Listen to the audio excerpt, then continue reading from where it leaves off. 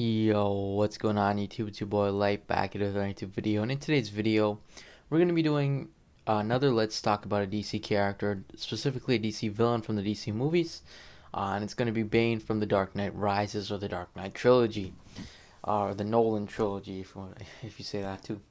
Uh, Anyways, let's get into this. So yeah, if you haven't realized, I've been trying to do a bit more of these DC Let's Talks, and in today's case, we're going to be doing Bane.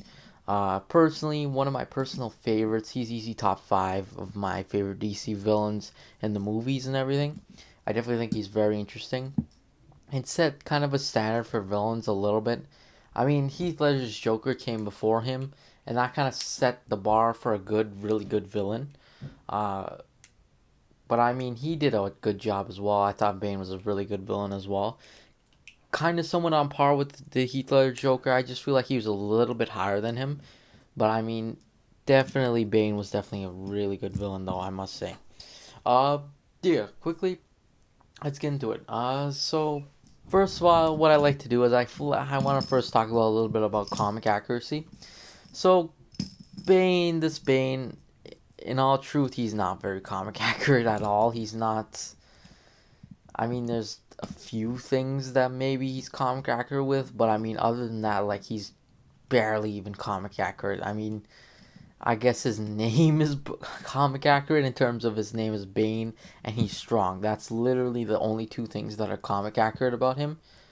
Uh, but I mean, other than that, he was, and I guess a little bit of intelligence wise. Even though I would argue that he learned a lot of his intelligence from like Talia al Ghul, so at the same time, it's just like, yeah. So first of all, let's talk about what's not comic accurate about this character. Now I want to just quickly, briefly, and I just want to mention this quickly. Comic accuracy is not everything. I mean, it doesn't have to be exactly comic accurate all the time and stuff like that. Uh, it's just, yeah, I just feel like saying this because I know a lot of people might think this is comic accuracy. This is what Bane acts like all the time or something. And then they just get disappointed when one day, eventually, there will be a comic accurate Bane. I know for a fact there should be at least either in like one of the shows, maybe even in the Batman trilogy. I don't know. Uh, so that's one thing. But first of all, his costume again is just not even close. I mean, other than he wears a mask, that's about it. Uh, his whole backstory, just this and this is completely different. Or it incorporates elements from the comics, but I mean, other than that, like it's not much comic accuracy. Uh, Another thing too is the fact that he doesn't even use venom in this, which is a little bit strange, but I mean, that's another thing. So there's a few things definitely wrong with it. I mean, not wrong with it. I mean, wrong with like comic accuracy and stuff like that. But other than that, he's still a pretty good villain and everything. Uh, yeah, and then that's pretty much it for comic accuracy wise. Uh, let's go into the actor and stuff. I think Tom Hardy, who actually plays Bane, did a phenomenal job. I must say, like he did an awesome job. I must say, Tom Hardy is definitely a very underrated actor, and also he's a very underrated just like voice performer. He does the same thing for Venom too. Is he actually voices Venom too, as well as Eddie Brock.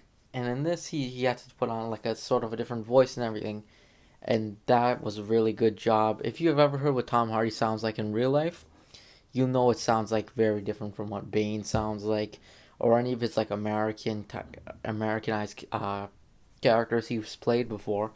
Where he's a really good like voice performer in a sense. I know he's not technically a voice actor, but I mean he's really good in terms of like changing his voice and stuff like that, and I think he does a really good job. I must say that's the one thing I liked about this Bane too, is it kind of sounds like that comic accurate Bane, in a sense, because like I know Bane actually it kind of like it somewhat sounds like it. I'm gonna be honest with you guys. I know in the comics and everything, Bane is more Hispanic, and he's a Hispanic, and in that sense, he kind of speaks with a little bit like with a Hispanic accent at certain times.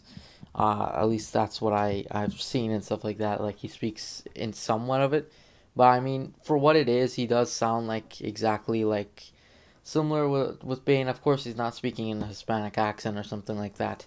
Uh, per se, but at the same time he's like speaking with again, he's wearing a mask and stuff like that. So that's one thing that's interesting to me. Uh, anyways, let's move on to the next thing here, and just like the motives, and just the villain in general. Now, I definitely thought Bane's motives were kind of lacked off a little bit.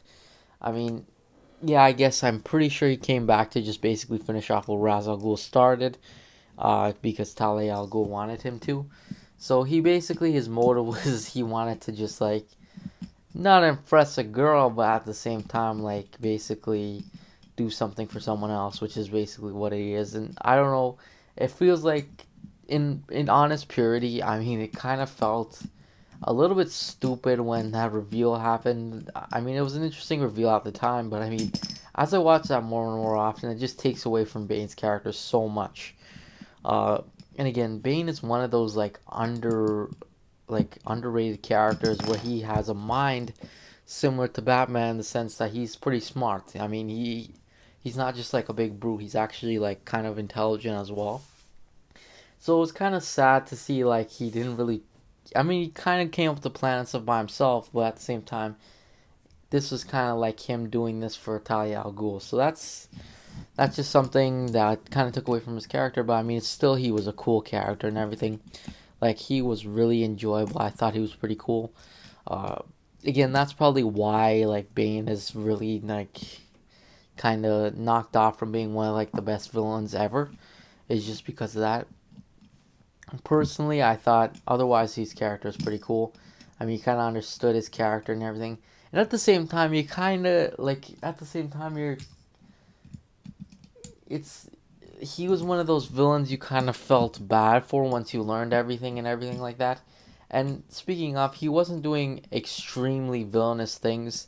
I know he pretty much locked the police underground and everything, and like freed all those prisoners. But at the same time, he wasn't going around committing mass murders in Gotham or something like that. So that was one thing I thought was pretty interesting about Bane and stuff like that. Uh, but I mean, that was definitely interesting as well. Uh, yeah. But anyways, that's pretty much it. Like, I mean, overall rating wise, I definitely thought Bane was probably an 8 out of 10, solid 8.5, I would say. He's definitely a very interesting villain. I hope one day we get to see another Bane eventually come down the line. Probably, I would like to see like a bit more of a comic accurate Bane. But I mean, other than that, he's pretty interesting, I must say. Anyways, that's pretty much it. Thanks for watching. Make sure to like and subscribe, and I'll see you guys next video. Peace.